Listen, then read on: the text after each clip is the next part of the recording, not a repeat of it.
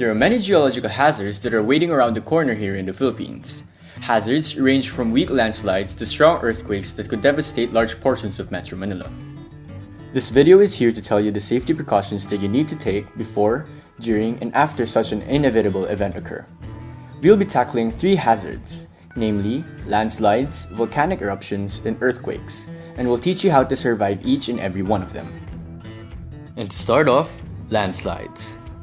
Landslide is the event of which a mass of earth, soil, rock, and sand slides down a slope primarily under the influence of gravity. Other factors could also cause a landslide, such as the stability of the slope. The sheer strength of a landslide is able to crush almost anything in its path, even if the slide is just composed of soil and sand. Once a landslide starts, there's no stopping it. Typically, here in the Philippines, landslides are induced by heavy rainfall that softens the structural integrity of the land. One such example is the 2012 Pantocan landslide that caused 25 to be killed and up to 150 people to be missing. This landslide was said to be caused by the combined unregulated tunneling that made the mountainside unstable, the heavy rainfall that softened the earth, and the magnitude 2.8 earthquake that could have triggered the slide. Here are safety precautions that would help you survive such an event. Always have an emergency kit that could sustain you and your family and would be easy to bring in case that you need to evacuate your home. Also have a proper escape plan in order to minimize danger during evacuation. Before a landslide occurs, there are warning signs that could provide a time advantage. Cracks and unusual bulges within slopes are typically early signs that a landslide is imminent. Slopes with debris flows in the past are likely places that landslides are to happen again in the future. It also helps to have a ground assessment of the surroundings in order to determine whether it is safe or not before settling in the area. Now, during heavy rainfall and you live near a dangerous slope, always stay awake and be alert. Many have been killed by landslides during their sleep. Listen for sounds that could indicate movement of debris, such as cracking trees and colliding boulders. Move away from the direction of the landslide as swiftly as possible, and stay away from streams or rivers, especially if there are long periods of heavy rain, as they move faster than you can walk or run. When near a stream, changes in water flow could indicate movement upstream, and so prepare to move as soon as possible. After a landslide, go to the nearest evacuation center when you feel unsafe at home. Stay away from the landslide area as more landslides could happen at the same place. Flooding could also occur after a landslide as they could be caused by the same event. Look for trapped or injured persons without going within the slide area so that rescuers could directly access their location. Also take note of broken utilities such as electrical lines and report them as soon as possible. Replanting the ground where landslides passed would prevent soil erosion and help prevent flash floods and future landslides that may occur. Now that we're done with landslides, we'll be moving on to volcanic eruptions. There are 23 active volcanoes in the Philippines as listed by PVolcs, also known as the Philippine Institute of Volcanology and Seismology. And being within the Pacific Ring of Fire doesn't do much to help the situation either. Plenty of dangers present themselves during volcanic eruptions, such as the heavy ash falls, raging pyroclastic flows, the fatal lava streams, and the destructive bombardment of rocks and lava from the explosive eruptions. Volcanoes are known to even continue oozing magma for weeks or even years. A good example of a volcanic eruption was the 1991 Mount Pinatubo eruption, one of the largest eruptions of that century, producing over 20 million tons of sulfur dioxide that lowered global temperatures by about 0.5 degrees Celsius. 5,000 lives were saved thanks to the combined efforts by scientists from PVolcs and the USGS, also known as the United States Geological Survey. And here are safety precautions for volcanic eruptions. It is always better to be inside a safe zone, so as much as possible, stay away from active volcanoes. Even dormant volcanoes have a chance of erupting, but highly unlikely compared to active ones. Days, weeks, months, or even years before a volcanic eruption, many signs appear, such as ash cloud emissions, volcanic earthquakes, and inflation within the crater. Today, the Philippine Institute of Volcanology and Seismology serves as the primary early warning service that provides the citizens with up-to-date information and warnings about earthquakes and most especially volcanoes. Listening to PVOX would provide a time advantage during times of volcanic eruptions for you to evacuate. So listen well.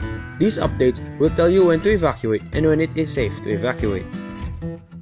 Emergency kits are essential for ensured survival, and so are planned escape routes. When the ashfall hits, it can cause lung problems if breathed in, especially if the ash was fine. If you don't have a gas mask, use a wet cloth. Avoid skin contact as much as possible. Also wear goggles to protect the eyes. And keep windows and doors closed so as to keep ash away from the interior of homes. Ashfalls can create excess weight atop buildings that can topple structures, so regular cleanups are necessary. Remember to wear protection when you do so. The same ashfall could also damage cars, making driving dangerous. If needed, please travel slowly, unless desperately needed. After volcanic eruptions, follow all safety guidelines from the government and stay within shelters as volcanoes could spontaneously erupt again. Only return to your homes when the government says it is safe to do so. Last but not the least, earthquakes. An earthquake is what happens when two blocks of the earth suddenly slip past one another. The surface where they slip is called the fault or fault plane. The location below the Earth's surface where the earthquake starts is called the hypocenter, and the location directly above it on the surface of the Earth is called the epicenter. Sometimes an earthquake has foreshocks. These are smaller earthquakes that happen in the same place as the larger earthquake follows. Scientists cannot say that an earthquake is a foreshock until the larger earthquake happens. The largest main earthquake is called the main shock. Main shocks always have aftershocks that follow. These are smaller earthquakes that occur afterwards in the same place as the main shock. Depending on the size of the main shock, aftershocks can continue for weeks, months, and even years after the main shock.